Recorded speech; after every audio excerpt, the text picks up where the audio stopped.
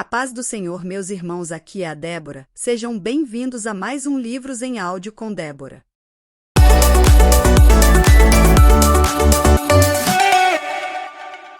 Hoje iremos ouvir o capítulo 18 que conta a história do pastor Si, o amado líder chinês. Ele nasceu em 1836 e morreu em 1896 com 60 anos.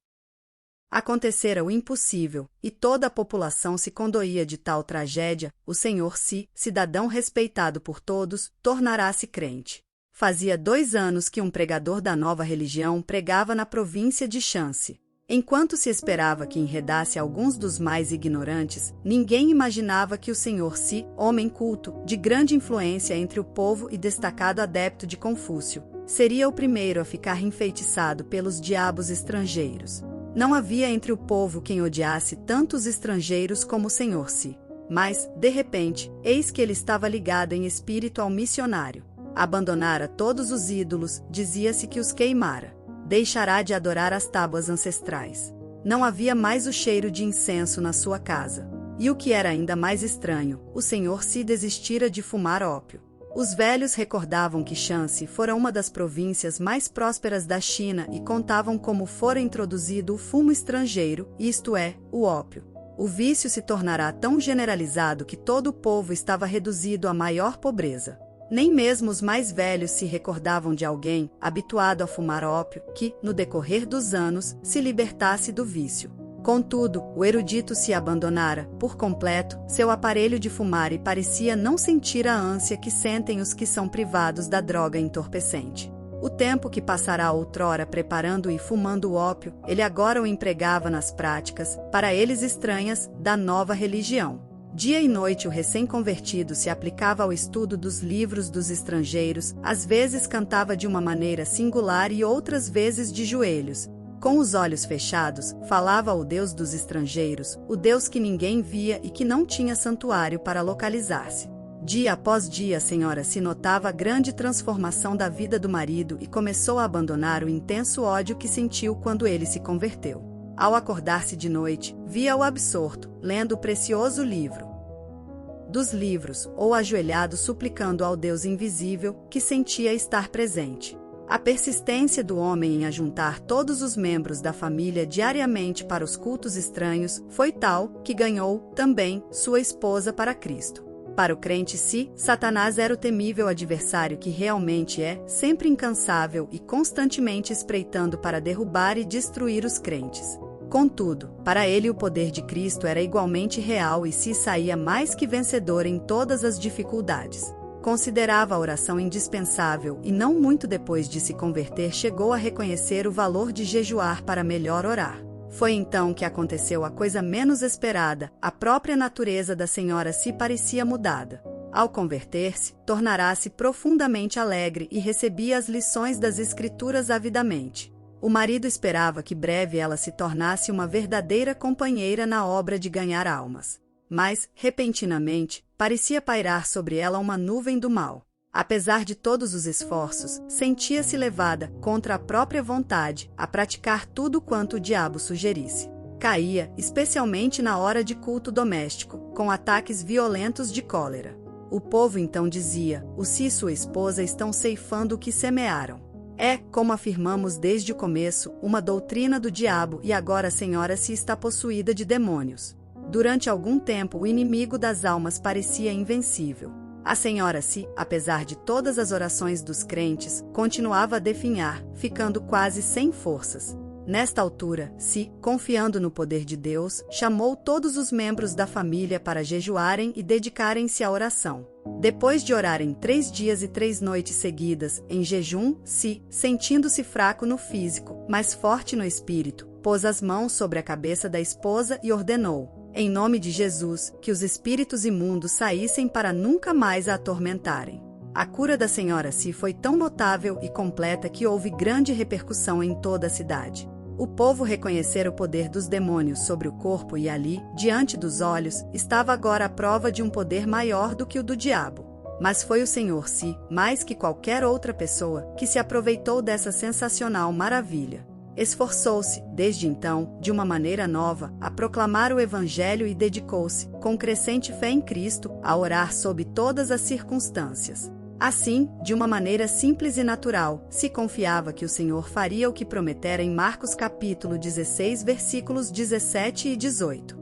Estes sinais acompanharão aos que crerem, em meu nome expulsarão demônios, falarão novas línguas, pegarão em serpentes, e, se beberem alguma coisa mortífera, não lhes fará dano algum, e porão as mãos sobre os enfermos, e estes serão curados.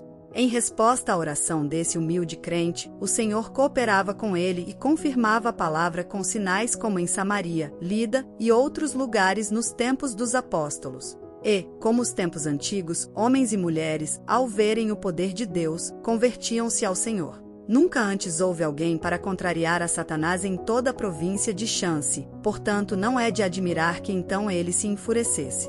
Isso também foi como nos tempos antigos.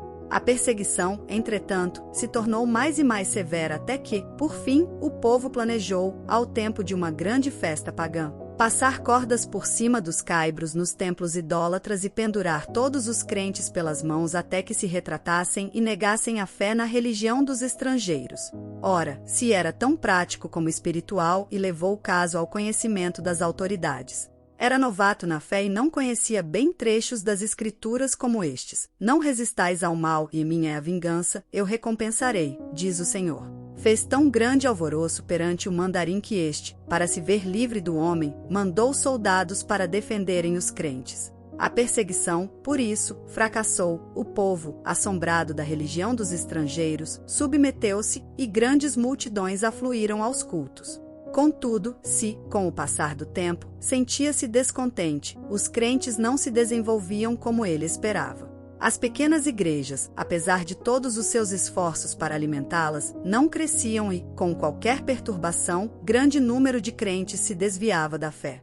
O seguinte, que se encontra entre os seus próprios escritos, mostra como, nesse tempo, viu seu erro e se deu à oração. Por causa das investidas de Satanás, dormimos, eu e minha esposa, durante o espaço de 3 anos, com a roupa que vestíamos de dia, a fim de melhor podermos vigiar e orar. Às vezes, num lugar solitário, passávamos toda a noite orando e o Espírito Santo descia sobre nós. Sempre cuidávamos de pensar, falar e nos comportar de modo a agradar ao Senhor, mas então reconhecíamos como nunca a nossa fraqueza, que de fato não éramos coisa alguma, e nos esforçávamos para saber a vontade de Deus. Não há maior prova, talvez, de verdadeira conversão do que a influência sobre o próximo. Depois de se procurar estar mais perto do Senhor, foi eleito chefe pelo povo do vilarejo onde morava, cargo que recusou de início porque não podia participar dos ritos no templo pagão. Mas esse fato foi previsto pelo povo, de modo que insistiram para que aceitasse a magistratura, com a condição de ficar desobrigado de quaisquer solenidades que diziam respeito aos deuses. É somente ele nos mandar e nós faremos, dizia a multidão. Porém, quando se recusou, a não ser que o povo cessasse todas as cerimônias pagãs e fechasse o seu templo, todos voltaram para casa. Grande foi, pois, a surpresa quando, alguns dias depois, o povo voltou e concordou em fechar o templo. O erudito se era o único entre eles liberto do ópio e capacitado para chefiar o povo. O fervoroso crente, então, assumiu o cargo, como um serviço a ser feito perante o Senhor. Houve boa safra, bom êxito na parte financeira e prevaleceram a paz e o contentamento. Foi reeleito para o 2º ano e para o 3º. Mas quando reeleito para o 4º ano, recusou o cargo, insistindo em dizer que devia entregar todo o seu tempo na obra de evangelização, obra que aumentara grandemente. Quando o povo o elogiava pela boa maneira como servia a todos, ele respondia, com um sorriso: Agora os ídolos por certo já morreram de fome e seria mais econômico se os não ressuscitasseis. Foi uma lição prática e que perdurou por muito tempo. O grande problema que o pastor Si tinha de enfrentar era o da salvação de um povo dado a fumar ópio. Devia haver um meio para libertar os infelizes escravos do desespero indescritível, porque o Filho de Deus veio com o alvo definido de procurar e salvar os perdidos.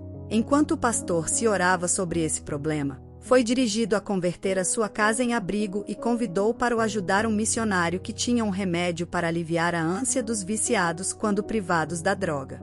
No início, somente 2 dos interessados tinham a coragem de experimentar o tratamento, os outros frequentavam o abrigo, dia após dia, para verem o resultado. Por fim, um dos pacientes, agonizante de corpo e mente, acordou os outros à meia-noite. Em resposta à oração, o Senhor, que é o mesmo ontem, hoje e para sempre, o aliviou imediatamente. O gozo do homem que fora liberto era tanto, que um após outro dos mais interessados solicitaram permissão para começarem o tratamento imediatamente. Nessa altura faltou-lhes o remédio importado que usavam para diminuir os sofrimentos dos enfermos. Acerca disso, assim escreveu o fervoroso Si. Em oração e jejum permaneci perante o Senhor, rogando que me mostrasse quais os ingredientes necessários e me fortalecesse e ajudasse a preparar as pílulas para aliviar os que sofriam. Para distrair os pacientes e aproveitar o ensejo, o missionário ensinava-lhes hinos e passagens da Bíblia. Realizava cultos 2 vezes por dia e fazia os interessados repetir, hora após hora, trechos das Escrituras. Quando lhes faltava outro recurso, recorriam às pílulas preparadas pelo pastor Si, as quais faziam o mesmo efeito do remédio importado.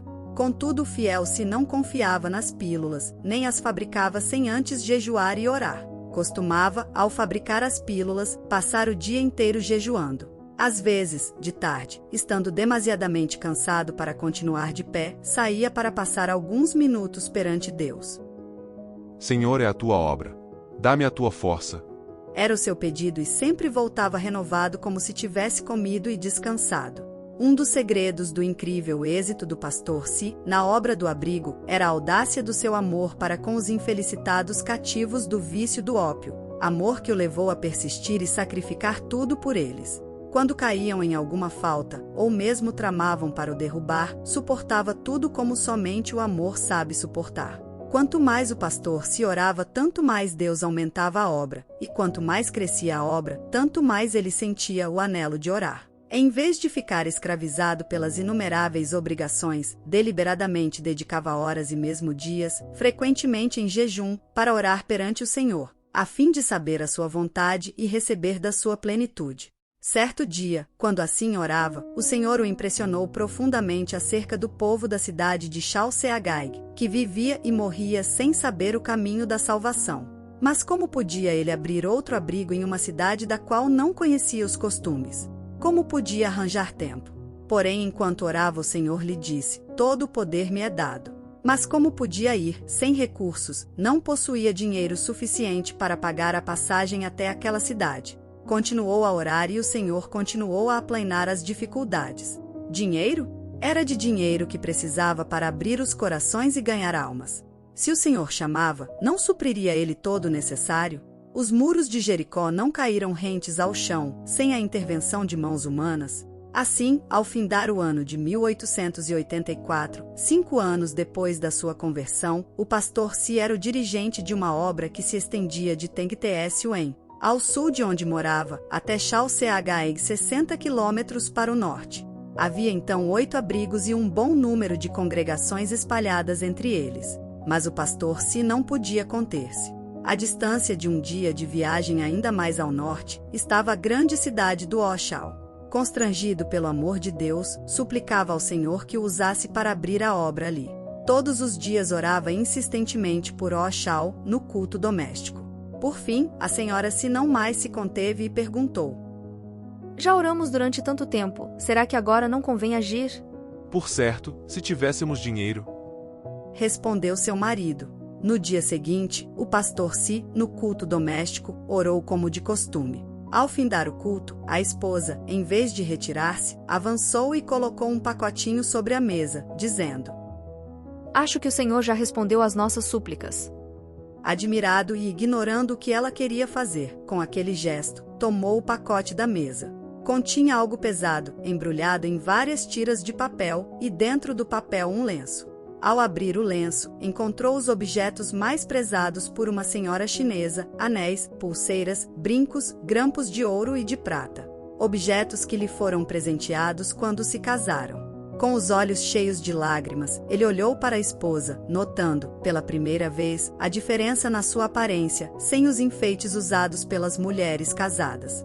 Não havia mais aliança no dedo. Em vez dos enfeites de prata nos cabelos, viam-se as trancas seguras por fios de barbante. Quando ele quis recusar a oferta, ela insistia alegremente, dizendo: Não faz mal.